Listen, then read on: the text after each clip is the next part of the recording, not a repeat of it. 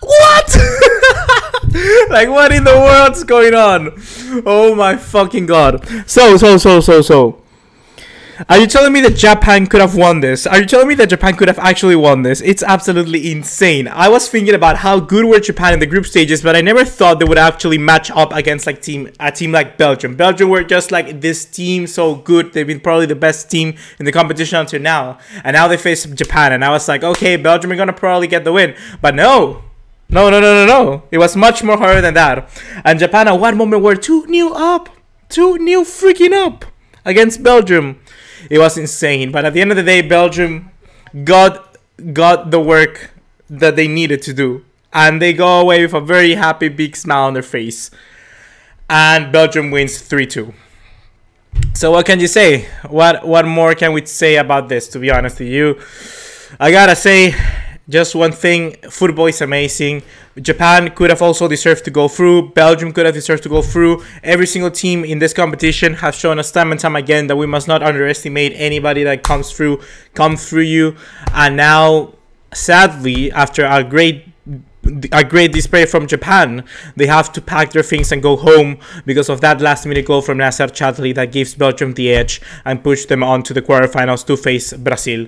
So very, very unfortunate for Japan, but I gotta say that they were absolutely incredible. They've been one of the best teams in this World Cup thus far, keeping that consistent form in every single game. Against Poland, they lost it through a set piece, but in every single situation, they were very, very always concentrated and organized. So Japan probably for me one of the most disciplined teams in this World Cup we've seen thus far.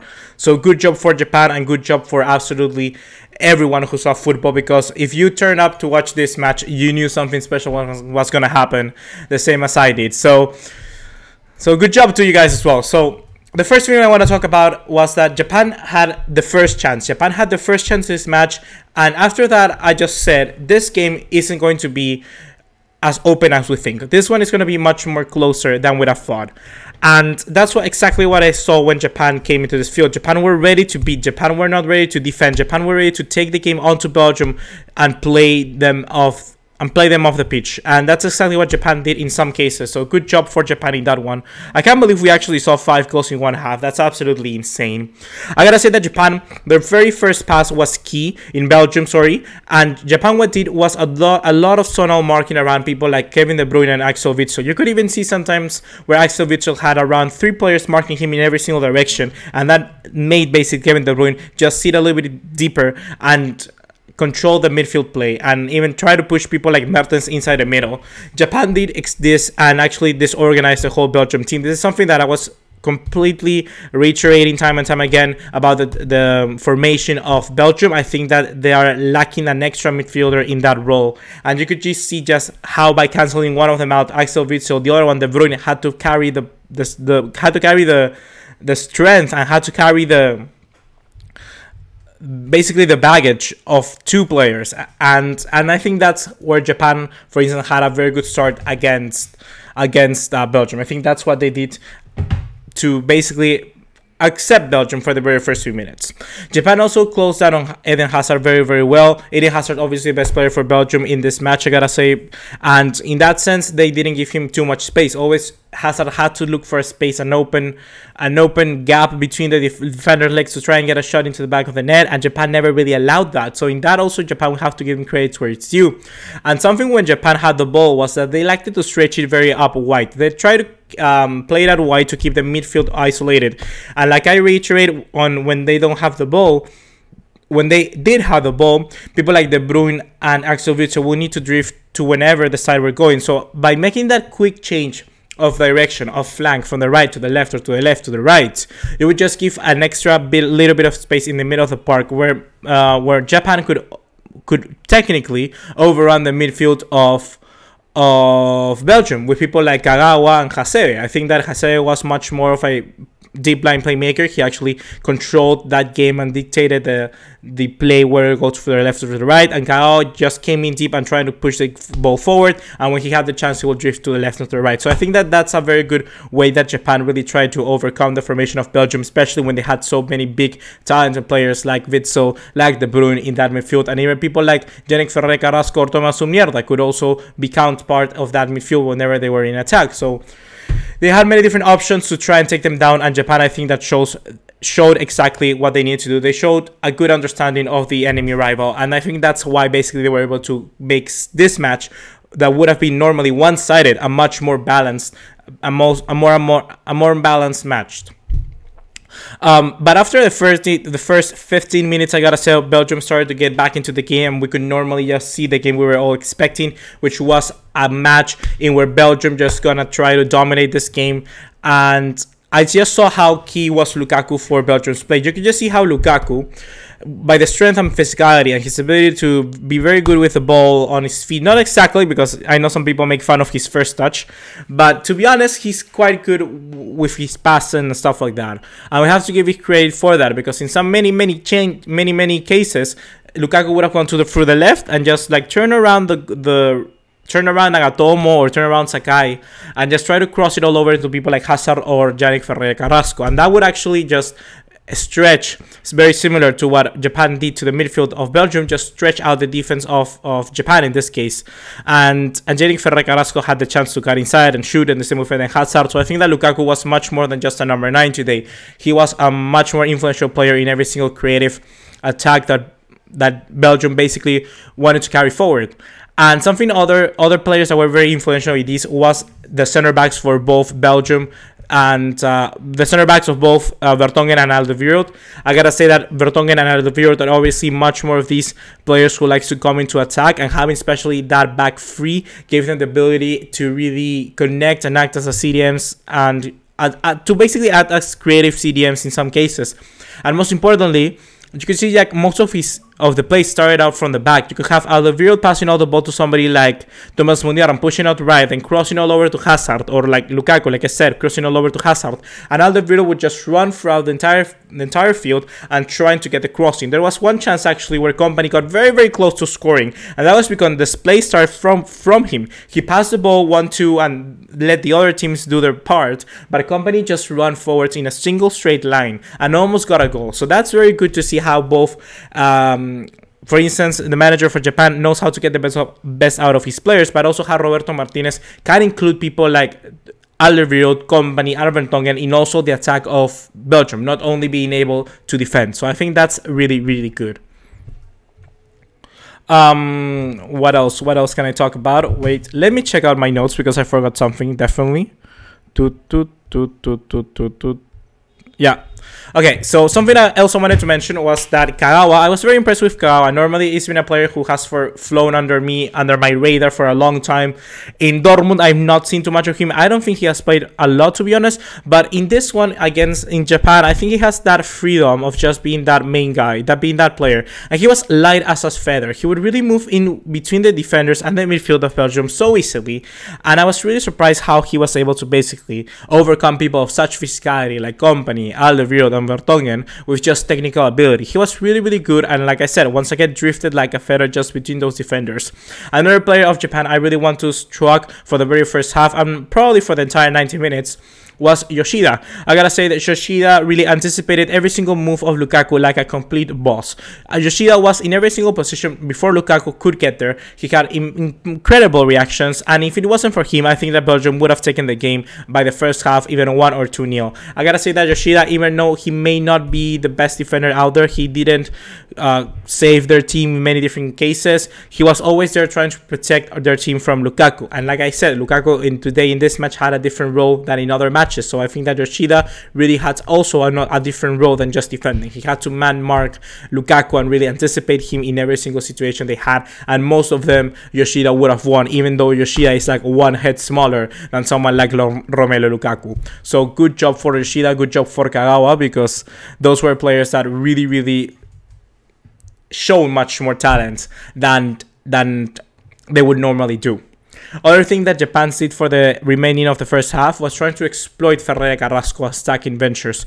Ferreira Carrasco is a player who is not normally a left wing back, so in that sense, Ferreira Carrasco has the not motivation, but has the incentive and the reaction, you know, of trying to push forward and trying to get through the left hand side and trying to find the cross, trying to go really up high, and doesn't have that in the same. He doesn't have that also that motivation and doesn't have that incentive to come back and defend. So in that sense, I think that having Inui push to the right or even Haraguchi in some cases, they were really good to try and look out for the space there, especially when you take in consideration that Belgium are playing with 3 at the back, and that just very, very good. That was very, very good. Sorry about that. Oh my god, it's been insane. Watching these World Cup matches really makes you tired, because at the end of the day you think you have watched like a marathon, but they're so crazy. They're so crazy. The shifts in emotions are insane. So in that sense, with out of the way, I can finally move onwards to the second half. And in that second half, I gotta say that I was kind of like still watching my phone while the game was starting off, and right away I just saw a counterattack from Japan, and I was like, okay, this could look very interesting. And it was 1-0, and Japan got the first goal. And good job from Inu in that one, or Haraguchi, I think it was, where Haraguchi really didn't know what to shoot, didn't know how to look back, to pass the ball, cut inside. He just took the shot, and it was one very, very weird shot, but it managed to find itself into the back of the net, and basically Japan were 1-0 up, and that's where you're like, oh, okay, Belgium, we need to wake up. Japan are winning this. Japan are really, really winning this. They're into this game, and Belgium just never really reacted, and Japan got the second one after an amazing goal from Inui, and Belgium were in shock. They were really, really in shock. I couldn't see Belgium game back into the game. I really couldn't. But the key substitution for me was when Roberto Martinez put on Marouane Fellaini. I gotta say that Fellaini, normally people associate him with just being this guy to head the ball, which to be honest, he is. Because if I'm not wrong, he scored the goal. Which to be honest, like I said, he scored the goal. Let me just check. I'm not too sure if he actually scored the goal or not. I'm really not too sure about that. Yeah, he actually scored the goal, the second goal. But like I said, the key thing here was that substitution of Fellaini, because he actually occupied the space where De Bruyne was previously and gave De Bruyne that ability to just go a little bit further up the field and try to connect with the players. And that's exactly what I'm saying. That's exactly what I'm saying. Belgium needs an extra midfielder in that midfield. They need somebody else, because De Bruyne and Witsel, they cannot handle everything from themselves. Once again, I encourage you to take Yannick Ferreira Carrasco out, because he's a liability. He doesn't add too much to your game, and add that extra midfielder into your midfield. But you need them. You really need them. So Belgium, I encourage you to try this out, because I think that's exactly what you need. You need that extra man in that midfield to just have you more solidity and give De Bruyne basically the chances, the opportunities he deserves, because he's a creative midfielder. He's not one to defend and attack at the same time. Give him that ability to try and be all those players. When you take a look at De Bruyne in Manchester City, he has people like David Silva and also someone like Fernandinho down behind. Here he only has Witsel, I don't know in which category we can put him, because he's like neither a really good CDM nor a really good creative midfielder. He's like in the middle. He's like a jack of all trades. So you need to find somebody else. I would encourage you to try out Musa Dembele, Witsel, and De Bruyne all at the same time, but I'm not Roberto Martinez, so I don't know what to say. I don't know. Before moving on to the goals of Belgium, let me read some of your comments. Kurt Kurdi, once again, very happy to see you guys back again. I mean, Buani, I always know I can count on you too. I thought Japan would win. Keeper should have saved the first one. Yeah, I gotta say he should have saved the first one, but he put on he walked a little bit too far up his line, and I gotta say it was a goal. It was a crazy goal, to be honest, from Alderweireld. It was very, very crazy. I love that goal. Who is hating on your account? I always see one dislike. I don't know. There's always one dislike before the videos always start. Perhaps it's somebody I know real life. I don't care. It's just one dislike. And dislikes actually okay, this is may look like someone hating on your account, but other dislikes are actually good, because you can see which content a lot of people like, you can see which content people dislike, and you can see which contents you need to improve. So dislikes overall are not that bad, and I don't really care too much about them. It was about the Underdog World Cup. Yes, it was about the Underdog World Cup, but overall I think that it will be much more underdog if Belgium actually progresses to the semifinals, because I think that between Japan and Brazil would just walk over Japan. No offense to Japan, to be honest, but I think Belgium can give a better match to Brazil, and if Belgium beats Brazil, then Belgium technically becomes the underdogs. I mean, it only Brazil, France, and Belgique. I love that. Belgique left. I thought Japan would have went far. Iran should have. But yeah, that's football for you guys. Not every single team can go really, really far in this World Cup. So now, I already talked about Alderweireld's goal in one of your cases. Alderweireld goal had a really good chance to put a header in, and it was quite a weird angle, but he managed to put it on through, so good job for him. And actually that got really Belgium back into the game. You could see the morale of them just pushing forward being so much better, and gave that extra little bit of incentive to the game that perhaps normally didn't happen. And Japan really felt that shock, because after that we just saw Japan being really disorganized, something that we haven't seen for the entire competition.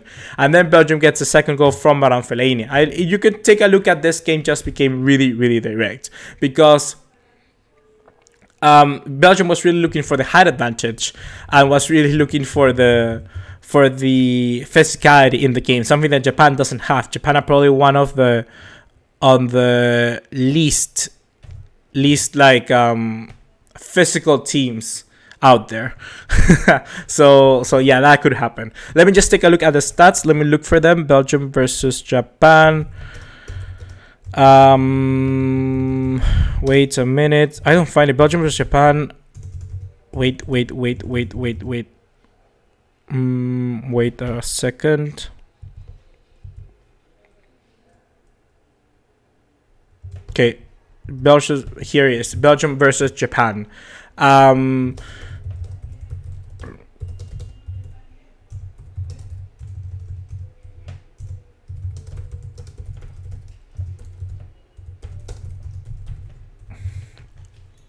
Belgium versus Japan stats. So here we have the stats of Belgium versus Japan, and you can see that Belgium has had 24 shots to 11 of Belgium, which is actually I thought it would have been more, because Japan really looked to have the ball a lot in possession of Belgium, and that was really surprising, to be honest, because most of the game was carried out in Japan and was carried out in the field of Belgium, which, to be honest, was quite interesting. For at a moment there were five corners for Belgium, and that tells you how much Belgium were reaching Japan. But at one moment at the end of the game, there were 6 for Japan and 5 for Belgium, and then 4 more for Belgium at the end. So you could see this game was like punch after punch after punch, and see which team basically will have the last one. Japan had a superstar, to be honest. What do you mean with a superstar? Do you mean Honda, or what do you mean with a superstar? I don't know. I don't know what you mean. I really do not know what you mean. So something I want to really end up this video on was obviously the last minute goal. The last minute goal was absolutely insane, and Japan was really unfortunate because their defense was really all shambles. They really all went try to look for that corner, which, to be honest, I wouldn't have done because it was Japan, because the probability of Belgium winning a corner is so much more than you. Because obviously, like I said, Japan were much more smaller, they are less physical, and I think that was a bad tactic for the manager to try and seal the deal in the last few minutes. I think they just got carried a little bit away, and it was very, very unfortunate for Japan to actually concede that in the last minute. But it was football. At the end of the day, any team can win, and Belgium won. I cannot say they were the clear winners, because they were not, but at the end of the day, in a 50-50 match, like I said, once again, Belgium or Japan, either one could have won it. So, any more comments, guys, you want me to hear? Because I'll be wrapping up nubs. When are next games, by the way? So, that's a great point. That's a very, very great point. Tomorrow, guys, we're going to have 2 more games. We're going to have one which is Sweden versus Switzerland, which for me, it's 9 a.m. It's 9 a.m., so I don't know where you're from, and I cannot really translate the time for you. But we have, first of all, Sweden versus Switzerland. It's the same hour as all the previous games. Remember that each day we have 2 games. Well, it's the same hour as that first game, and then we have another one at 1 or 1 p.m. for me, which is Colombia versus England. We're going to have Sweden versus Switzerland, which I think is going to be very, very tight. It's going to be perhaps a little bit boring, similar to Croatia versus Denmark. But then we're going to have Colombia versus England, which that game is also going to be pretty, pretty good. And probably from that game, we may see the finalists of the World Cup. Who knows? Because let's remember, there isn't any single strong team in this side of the knockout tree. So hopefully, guys, you have enjoyed this video. Just like always, please remember to drop us a like and leave us a subscribe. Turn on the bell notification icon and follow us on all other social media to keep up to date. See you in the next one. Take care. Ciao. Yeah, I live in Peru. I do live in Peru. But I'm gonna move to the UK soon. I'm gonna move to the UK soon to study.